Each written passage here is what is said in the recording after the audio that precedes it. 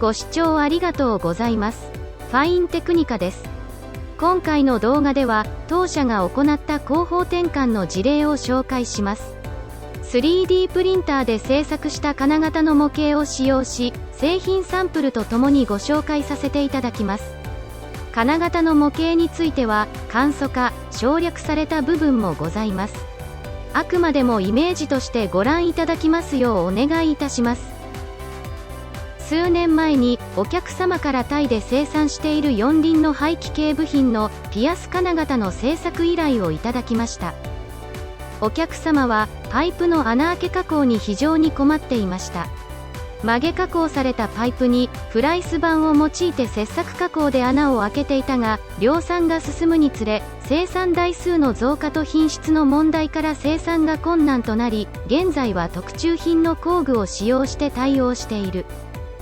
しかしバリ取り工程の時間が著しく増えてしまうことと、特注工具の寿命とコストの点で大変困っている。以上への対応のためにピアス型の製作をお願いしたいとのことでした。製品データを拝見し検討してみると、パイプの内側からピアス加工をする以外に方法がないと判断せざるを得ない代物でした。曲げパイプの側面にファイ28の穴を開ける。そして図面の指示にはパイプの内部に可能な限りバリ、返りのなきことと記載されていました。お客様には問題が解決するかはわからないが、金型を製作して納めさせていただくことを伝え、設計を始めました。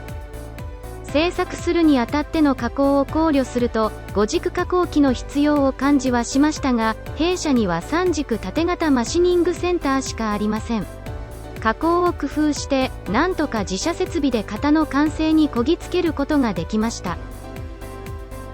金型のトライを行った結果、良好な品質、精度であったため、めでたく採用となりました。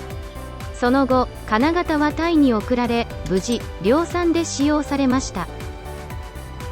それでは、製品のサンプルをご覧ください。抜き加工による先断面が内側に見受けられます。内側にバリ、返りはありません。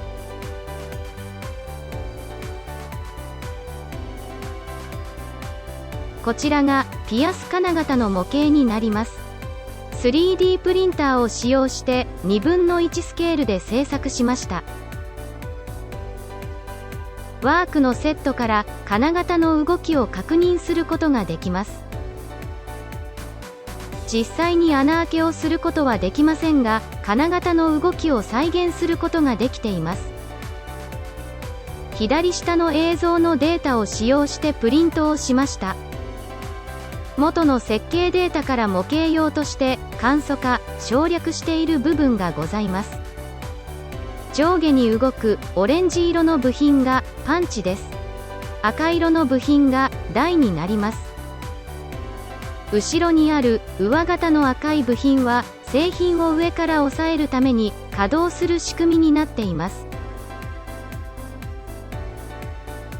お客様に採用された後、穴形違いやパイプの形状の違い等で同じタイプの金型の注文を複数いただきました。大きなトラブルや品質問題もなく、現在に至っております。ここまでのご視聴ありがとうございました。